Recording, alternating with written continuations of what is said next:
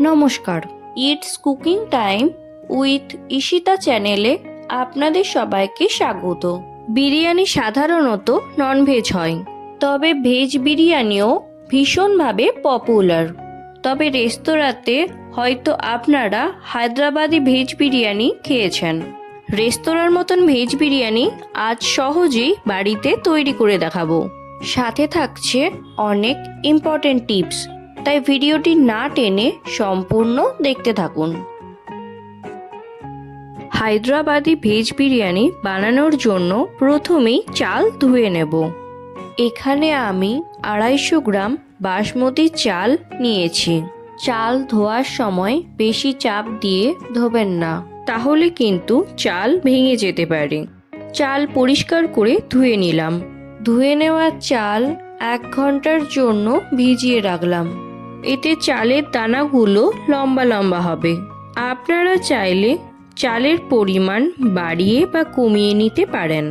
এবার সবজিগুলো একে একে কেটে নেব। প্রথমেই গাজর কেটে নেব। গাজর পরিষ্কার করে ধুয়ে খোসা ছাড়িয়ে এইভাবে কেটে নিচ্ছি। কিছুটা পরিমাণে বিনস নিয়ে এই রকম সাইজ করে কেটে নিলাম। আলু ডুমো ডুমো করে কেটে নিচ্ছি। ফুলকপি এই রকম বড় করে কেটে নিলাম। এই সমস্ত সবজিগুলোর পাশাপাশি নিয়েছি কিছুটা পরিমাণে মটরশুঁটি। হায়দ্রাবাদি ভেজ বিরিয়ানির জন্য বেরেস্তা রেডি করে নেব। এর জন্য মাঝারি সাইজের পেঁয়াজ নিলাম। পেঁয়াজ এইভাবে সরু সরু করে কেটে নিলাম।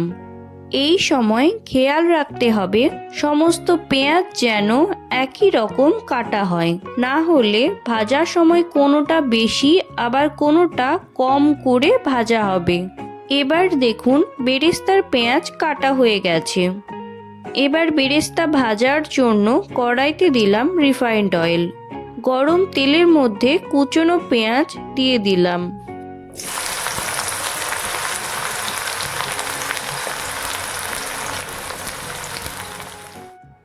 বেরেস্তা তাড়াতাড়ি ভাজার জন্য দিলাম অল্প পরিমাণে লবণ। এবার পেঁয়াজ এবং লবণ ভালো করে মিশিয়ে নিলাম। এই সময় গ্যাসের ফ্লেম হাই রাখতে হবে। এবার পেঁয়াজ ঘন ঘন নাড়াতে হবে।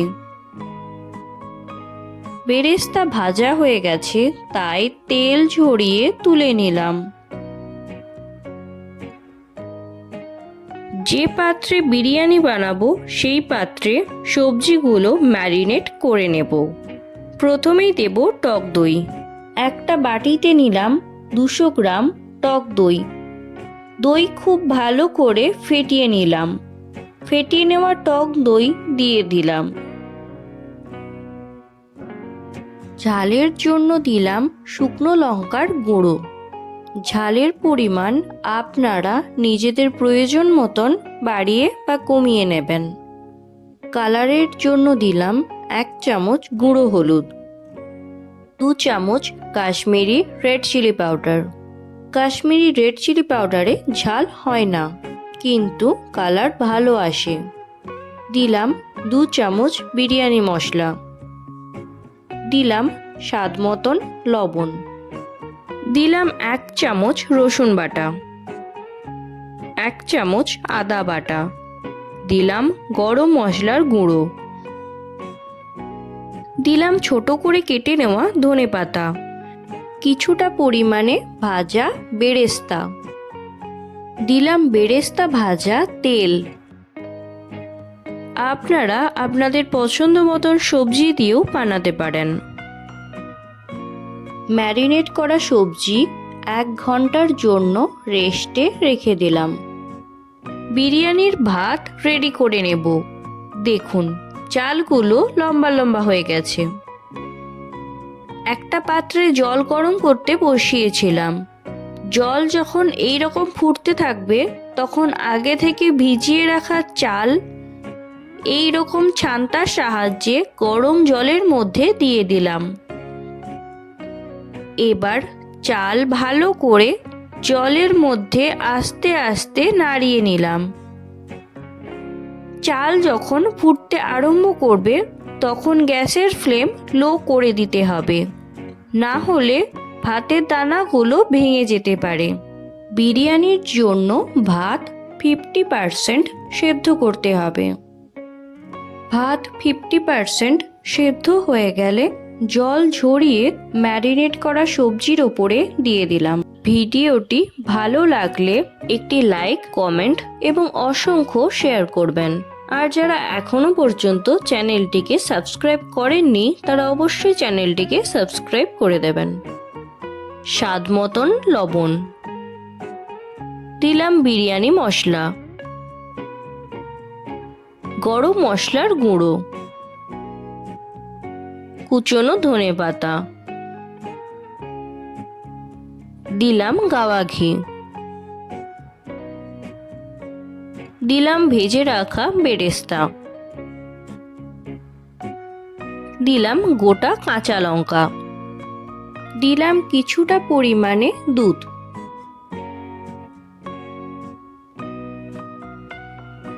অ্যালুমিনিয়াম ফয়েল দিয়ে পাত্রের মুখটা ভালো করে বন্ধ করে দিলাম।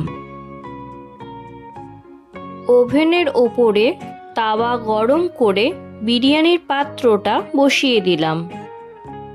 প্রথম 10 মিনিট হাই ফ্লেমে রাখতে হবে, পরের 30 মিনিট ওভেন লো ফ্লেমে রাখতে হবে।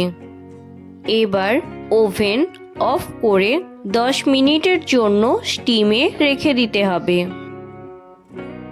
তাহলে রেডি হয়ে যাবে হায়দ্রাবাদি স্টাইল ভেজ দম বিরিয়ানি।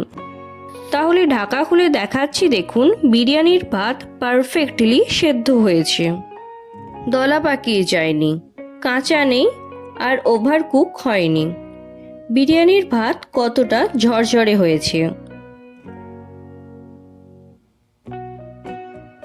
বিরিয়ানিটা জুসি হয়েছে,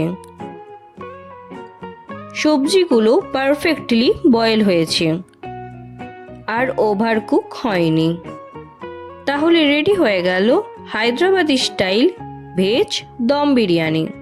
তাহলে আজ এখানেই বিদায় নিচ্ছি, দেখা হবে অন্য একটি ভিডিওতে। ভালো থাকবেন। ভিডিওটি সম্পূর্ণ দেখার জন্য ধন্যবাদ।